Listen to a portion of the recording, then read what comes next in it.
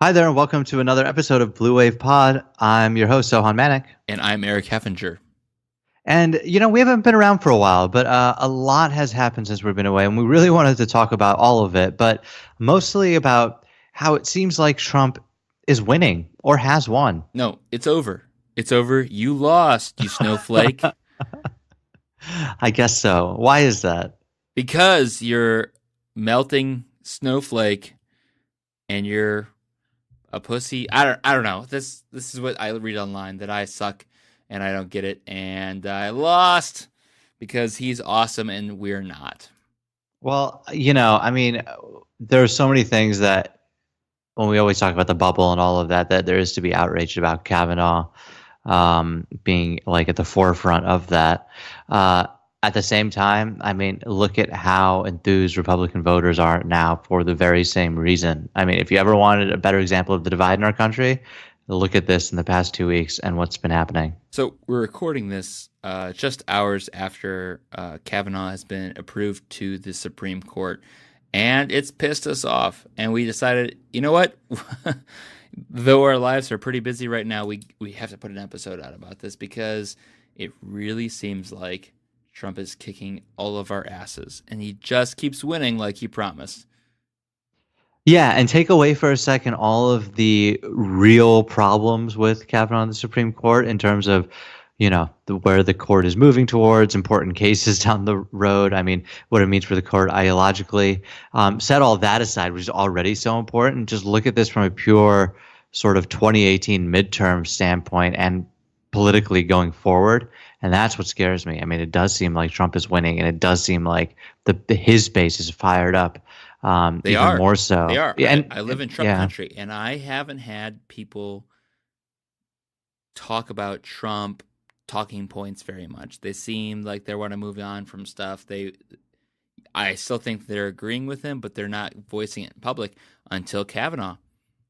Now they're all about the fact that innocent until proven guilty kind of thing is their new talking point, which Trump brought up, which is exactly what our legal system should be. But at the same time, it's not what's really happening, but they're taking that talking point and they're running with it. And this is making them pissed off as hell. And I really think it's going to bring them to the polls harder than they were before. Yeah, I was reading a really interesting article about how essentially Trump is so good and the whole party is so good about victimizing themselves and others in terms of, being the victim. The war on Christmas. Oh man, I mean, just always and now it's like, it's so scary for men out there right now. Can you imagine what's happened to this guy? I mean, it's just how easily it is to turn those storylines from, who's actually been impressed, who's actually been hurt, and to make it about themselves and people like them who can then feel scared to then come out and vote because they're afraid that, everyone's going to tear their life apart and liberals are coming for, just want this crazy PC world and blah, blah, blah. I mean, people believe that. And it's easy to see what's happening now and distort it for that viewpoint and then win. And that's what we're seeing happening, it feels like. We're two men, Sohan. We're two young men. Why don't we agree with this point of view? Yeah, to be fair, though, I am a gay minority, so I do win in that at least a little bit. Wow. No. Playing the gay card. And the minority card. No, I'm just and the kidding. minority card. I'm just kidding. I mean, no. I mean, why don't we feel that way? I mean, I think we know it's bullshit. Like it's very. I think we understand that it's bullshit because we can empathize with women in our lives. Understand that that's not the reality, that men are the victims. No, but stop right there. This idea that we can see that, but other men can't. But there are plenty of women. There are plenty of people of color that also look at this situation and say, hey, this is them playing a game and they're screwing us over. And that's why they're voting for Trump. That's why they're voting for these leaders that are voting for Kavanaugh, even though he's sitting up there saying that this is a Clinton's conspiracy and he hates Democrats, right? He's not independent in any way. But there are still a lot of people in this country, especially people that live in my area, that are very, very, very supportive of what he's doing. Of course, and but I mean, I think people understand now. I don't think you're fooling anyone. I mean, the whole thing's a game, right? The whole thing is a game. How it works. Every side's playing a game. Like that's very clear, and every side likes to win, and this is a way to have them win. Every side likes to feel aggrieved by what the other side's doing, but I don't know. It just doesn't seem like this is so egregious on either side, or at least on the Democratic side, to say, oh man, like, of course, look at these guys, in this game and system. We love Trump for breaking it apart. Like that just doesn't. When I say like we actually have why we don't feel that way as men, I mean there are a lot of reasons to think about Kavanaugh in terms of when you talk about his partisanship is one thing, and obviously the allegations are another thing, but the problem is like the Democrats could never get one single message together. You saw so many protests, and I heard a million different things that people were, protesting against for why Kavanaugh was, being selected and moving in along in the process.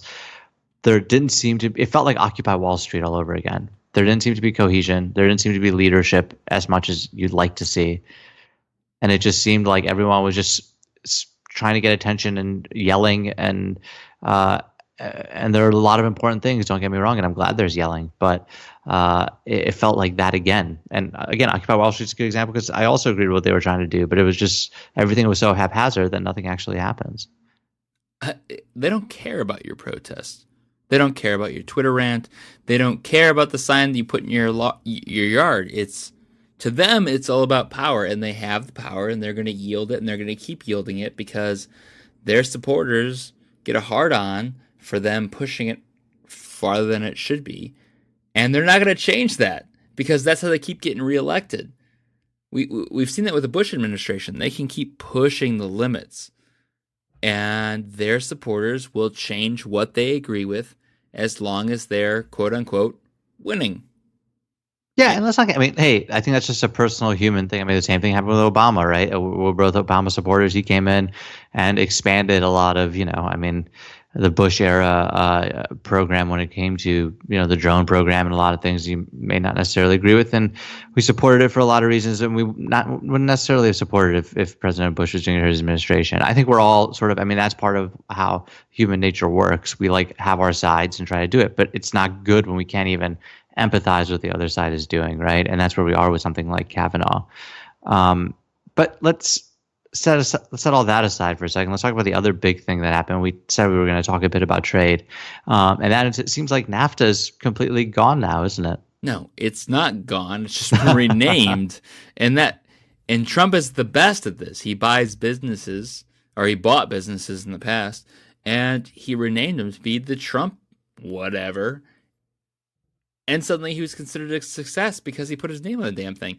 And now you have the USMCA, which is NAFTA, exactly the same as it was before, with minor changes, dairy changes and whatnot, which things that the Bush administration proposed, the Obama administration proposed, the Trump administration proposed, but suddenly Trump did it. Actually, he got the changes. So while I think the name change is stupid because it's still basically NAFTA, as I read through every article that comes out about this, he did get it done. His theory that, we're going to cut Canada out and we're going to say F you to them scared them enough that they finally changed routes and said, yeah, we'll give a little bit here. It did win. So maybe Trump is right. Well, I whispered it. Don't say that. Tell anybody. Don't say that. No, I will say it's really. I mean, that hardline approach. It lets him count this as a victory, right? And sometimes the PR is the most important thing. And you saw the additional tariffs applied to China very recently as well. The 25% tariffs are a huge amount, and the effect it's had is, I think people have been mixed in terms of what kind of effect it's had. It obviously hasn't stopped the economy in terms of the numbers that have been coming out, and in terms of retaliatory attacks by China, they're limited what they can do too, and so we'll see where this goes. I mean, there's obviously it can go in a bad way, but the main thing when you look at it politically is this was always going to be sort of a blowback from globalization anyway, but is what happens in 2018 and beyond. I mean, does it affect people directly enough where they come out and vote against them? You see the tariffs affecting farmers, right? And obviously a lot of manufacturers as well when you talk about the steel tariffs.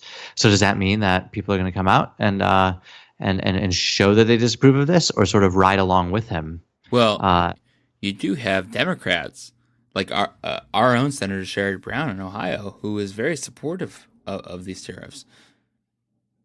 Is this the wave of the future? Is this what we're talking about? Whether Democrats or Republicans win? And Sherrod Brown is very liberal. He is in the Bernie Sanders wing. I mean, is this what we can expect in trade? Is trade wars for the rest of our foreseeable future? Yeah, and who knows how bad it gets. I mean, and again, I don't think you're right. Like, it's not a liberal or conservative. We talked to Dennis Kucinich, right? And he's obviously a strong proponent. Very for this. And it's very much I mean, you can call it populist, you can call it protectionist, you can call it a lot of things, but it's about, saying that there are unfair practices and trying to fix them, but you sacrifice a lot when you take that kind of stance. So, I mean, it obviously it's sort of verdict's still out. We'll see what happens in the future. I don't think the verdict's out right now. I think Trump is winning. Kavanaugh is on the court. They officially agreed to it today. NAFTA has been renamed and changed, and the favorable things that Trump has asked for is put in there. We've been waiting for this for 2 years, but I think the world has finally come to the realization that he's not being kicked out, and we have to live in Trump's world. And he's getting what he wants. Yeah, you're right. And maybe screaming what you want and fighting everybody. I hate the idea that you make everybody your enemy, but it seems to be getting what he wants. North Korea's never talked to us. I'm not saying what happened with North Korea is good because they haven't given up their nuclear arms or anything like that. But the fact that they're at the table with us is something. Iran, even though we pulled out of it, is still doing their part of the deal. It's not like the world has turned to shit. It seems like everything Trump says is working out for him, even though what is not. I mean, everything he does is not kick him out of office. He can say whatever the hell he wants, and people still back him. They support him. They're fervent that he should be leader for whatever insane reason it is. He is winning this. Well, when you talk about winning, you're talking very specifically about his support not dying out and them rallying around him. And you're right. I mean, it's very easy for him to spin things and claim them as victories, particularly as we've kind of talked about and ran through what's happened in the past few weeks. At the same time, I mean, you look at the bigger picture. I mean, I don't think that he's been successful in everything, in for America's interest in the world. I think that's, I don't not think in so dispute. either, but even with his the media is against him kind of thing, it still seems like no matter what he does, he doesn't lose. Even if he's saying something completely racist or terrible or misogynistic or whatever, he's still on top. Yeah, because he's got that support that will never leave him because he's already sort of past the pain of absurdity, right? He can never out-absurd himself at this point anymore. And how do you get to that point? I don't get that. I mean, if you look at the latest numbers from 538, Dems have a 22% chance of winning the Senate. And I know, I looked at the math, blah, blah, blah, blah, what we have up to actually win. 22% with everything that's going on. When you see Mitch McConnell forcing this candidate through that is obviously very biased and still has a questionable record on sexual assault, still going through. He held up the Supreme Court seat from Obama, still going through. No matter what he does, we still only have a 22%. The rest of this country can't say, hey, this leadership should go. We only have to win like 2 seats. And still,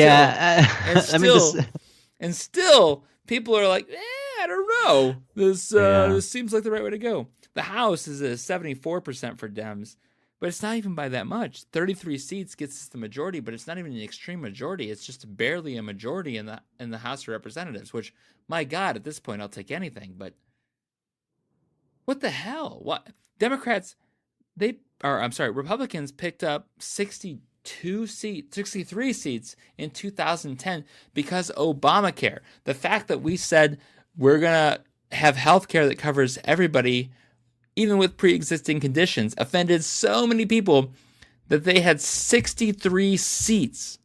What? After everything that's happened in this past 2 years, how the hell are we still talking about half that number? How are we talking about, like, maybe they'll win? Like, I don't understand it. I don't. And if we can't win this, what do we do? Well, a lot of good questions. And we talked a bit about when we looked at the primary numbers in Ohio and sort of that enthusiasm gap that we even saw there, which we were shocked by and we still are. I mean, yeah, where is everyone trying, in these particular areas, especially trying to sort of flip them and make a change? I mean, you have great candidates, obviously, working towards the fall, but it takes a lot more than that. I mean, that's pretty clear when we look at the numbers. And like you just said, from 538, I don't know. I mean, it seems like anytime, especially you start mentioning judges, man, nothing gets Republicans riled up more than judges. You say judges and everyone perks up and gets their wallet out and goes nuts. No, not everybody. Republicans. No, that's what I'm saying. That's what I'm saying. Yeah. They're just so, every time, like, they're just so good at knowing what's important about that and organizing and getting it done and making it such a central issue. And Democrats never have been. And I don't know why. We all love Ruth Bader Ginsburg and it's great that it's a meme and blah, blah, blah. But, like, we just can't get it together when it really matters. And Merrick Garland was a great point, I mean, yeah, I understand you didn't have the Senate, but to not kick up a bigger fuss and sort of imagine if that was the right where that happened to, where they had a Republican president and the Democrats didn't. I mean, just imagine the sort of entire shitstorm that would have been raised about how important this was and how, they couldn't deny a judge on the seat for that very reason. Because they know judges are still talking about Obamacare being pushed through when Democrats had 60 seats in the Senate. Yeah, they're still mad about that. Suddenly it was forced, and there was, some political game. Like, no, they had a vast majority over what you needed, and still, it's some conspiracy that Obamacare got pushed through. But suddenly, Mitch McConnell taking the Supreme Court is like, well, yeah, of course they would do that. Yeah. Well, Eric, I think we learned after this week that everything can basically be blamed on the Clintons. It's pretty clear. Everything. All that beer I drank in college. I want to talk about my favorite candidate. Go for it. Ken Harbaugh. Yeah. Which Sohan and I basically started this podcast because we saw candidates like Ken Harbaugh, and he was the first one on our podcast. And we said, this is it. If these guys can't win, what are we doing? Because these are the leaders of the future in the party. And right now, 538 has Ken Harbaugh 1-15, a 7.5% chance of winning. But I mean, I think we've been to a few events. We've seen the enthusiasm out there. I think it can still be a huge surprise. Now, I'm not sure how the polling works for those kinds of districts. That's what I'm really interested in knowing a bit more in terms of how they actually determine all those numbers, because they can't afford too much polling, I assume, in every single district. I think he's making more money than everybody else. Well, he can. I'm sure he's not releasing it to 538 or necessarily anybody. But I don't know. You see the support that he's getting even on a national level, and I still think it could be a big surprise. But you're right. I mean, it speaks to the bigger picture of like what is happening nationally, and can candidates like this keep winning, or is Conor Lamb and all that kind of strain of candidates, is that all a fluke, or is that really the future of the Democratic Party, where you need that kind of new generation of leadership and a different type of leadership to what's always been there? I can't see how you continue with what you had. I don't. And if we don't show up, if we can't go out there and knock on doors, and we can't convince people to come out for us after everything that has happened, this may be all for waste. I mean, what are we doing here? Oh, there's a good chance it is. I mostly mean that jokingly, but I don't actually mean that. We're talking about Trump 2020 here. Trump wins again. He totally could. He totally could. He probably would right now. Exactly my point. Everything that's happened over these past 2 years, Kavanaugh winning, the new NAFTA agreement. I mean, this is Trump 2020. This is what he's running on. This is not. It works. I remember going out with, I supported Obama. I worked in his campaign and whatnot in 2008. I remember going out to the Tea Party stuff and just seeing who these people are. These conspiracy theorists, they totally took over, and they haven't lost their messaging since. And I don't know how to beat them. I don't. I disagree with them in almost every way, and I can prove them wrong, but doesn't mean that people are actually listening to me.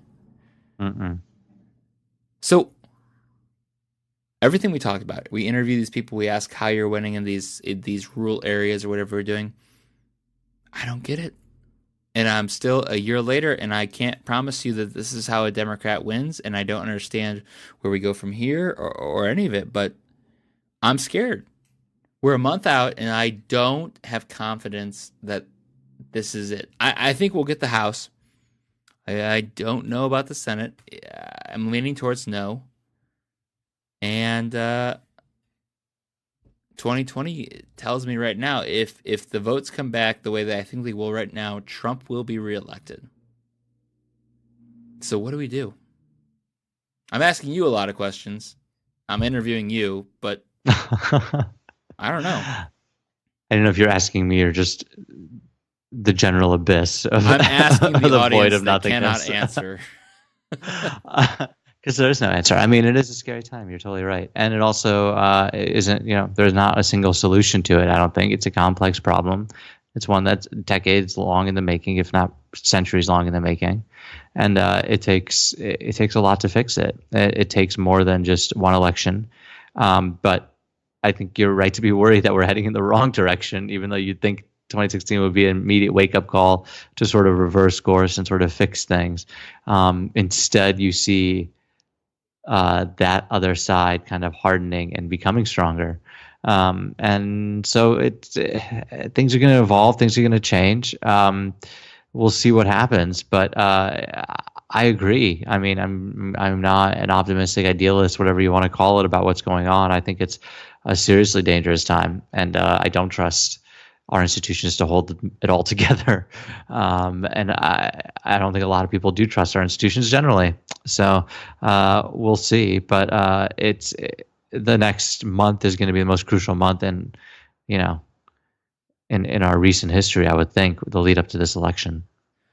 So while I am confused about what's going to happen in the future, and I really am not sure that we're going to win this, there are some messages that are helping, and I really think it's because of people that are out there telling the stories, using the bumper stickers, the yard signs, posting online. I mean, whatever you can do. It's not just one thing, it's everything. You got to do it all. If you don't do it, if you waste this last month, you're going to be saying, what should I have done? And really, there's no excuse for that. You know what is on the line. I don't have to spell it out for you. You know what is up in this election. If we don't take back the House, Brett Kavanaugh is just the beginning. So on that cheery note, we will absolutely be with you up through Election Day to see what happens, and it's going to be a very interesting time. Get David Pepper on the phone to tell us we're wrong and we're predicting doomsday again. That'd be fine. I could use another pep talk. No, David Pepper pep talks. Yeah. Should do them. Peps, you listening? Thank you so much for. I still have hope. I do. I mean, we sound very. I just think it's not a question of having a hope or not. I mean, you can be, you can have all the hope in the world, and it's great, but it's also realizing that there are very, very serious issues and being pragmatic about it, and sensing urgency. You can't just be happy about things. Like, there's no reason to be happy. Everyone should be angry, but not enough people are because they're afraid to be angry about it. I think a lot of people are angry. I think a lot of people are unimpressed with Trump, but I don't know that it equates to votes at the polls, and I guess we'll test that on November 6th. But hey, This is Blue Wave Pod, and we're so unsure about what's about to happen unless you get out there and make it happen. We're out there making sure it happens. God, I hope this happens. Thank you so much for listening.